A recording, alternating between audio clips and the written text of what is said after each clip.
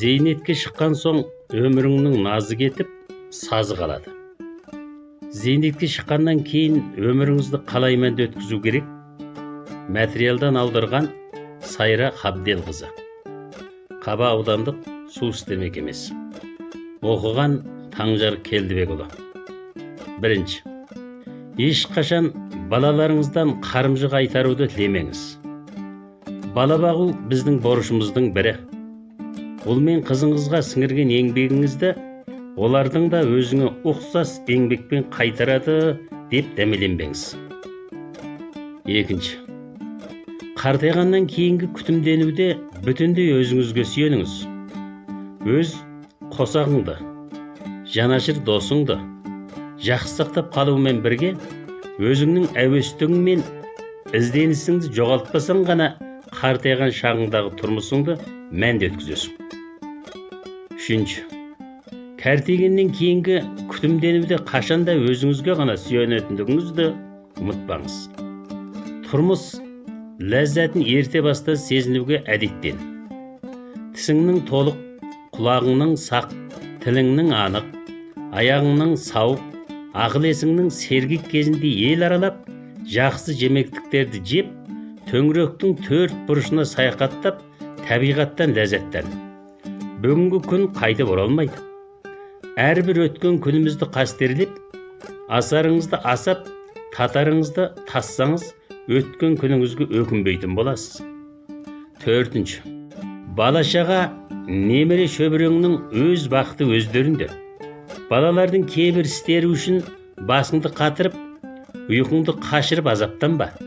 Ішпей, жемей, ұйықтамай, азаптансаң да ол іс өзгермейді. Өткел бермес өзен болмайды.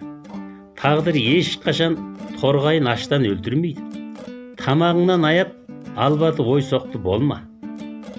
Бесінші. Сөзсіз бір әуестігіңді сақтап қал. Жас кезіңнен бастап бір әуестігіңді дамытып, кәртейгенде жалығу мен жабығудың бұлтын түр. Сонда ғана балапандарың ұясынан үшіп кеткен шақтарда кешке дейін төрт тамға телмірмейтін боласың. Алтыншы. Ақшаны өзіңнен аяма.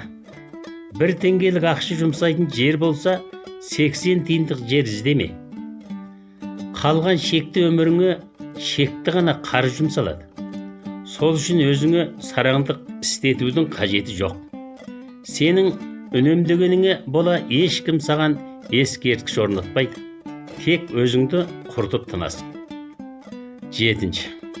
Бәсекелеспе. Айтысып тартыспа. Зейнетке шыққаннан кейін бәсекелесу, айтысу, тартысудан аулақ бол. Өміріңнің назы кетіп, сазы қалды. Барлық дүниенің тек көшпелі бұлт секілді ғана екенін сезіндің. Амал жүргеніңнің өзі зор бақыт. Сегізінші. Зорланба. Дамылсыз термен тартқан есектің де демалатын кезі болады. Белгілі жасқа келгеннен кейін әрқандай іске зорланудың қажеті шамалы. Жіпте ең жіңішке жерінен үзіледі. Егер жайсыздансаң, табандамай демал. Әрі емделудің жолын ізде. Қуаттандырғыш дәрі ішкенше 3 уақытқа тамағыңды жақсы іш. Өзің күтімдеу жөнінде тынбай лекция сөйлейтін сайқалдарға сенбе. Қандай қуаттандырғыш дәрі де 3 уақытқа тамаққа жетпейді. Лайықты орналастыру жасап, ақшаны орынсыз жерге шашпай, тіл үйретін тамақтарды жеп рахаттан. 9. Табандылық пен машықтан. Әрқандай машықтың өзі тәртіп. Біртіндеп қартайғаннан кейін дене шынықтырудың өзі айланыш. Әрі көңіл көтеретін жұмыс. 10. Ашуланбаңыз. Ашуланудың 4 түрлі қатері бар. Қан басымды жоғарылатып, қан қоюлықты арттырып, қанды қарайтып, тамырды тарайтып, ми қан тамырлары мен жүрек қан тамырларының тосылуын келтіріп шығарады. Сондықтан ашуланбаңыз. Неғұрлым мыжғау болыңыз. Ит үреді, керуен кетеді. Жұрт жаққандарын қылсын. Өзің көңілді болсаң болды. 11. Әрқашан көңілді бол. Адамға ең маңызды нәрсе көңілділік.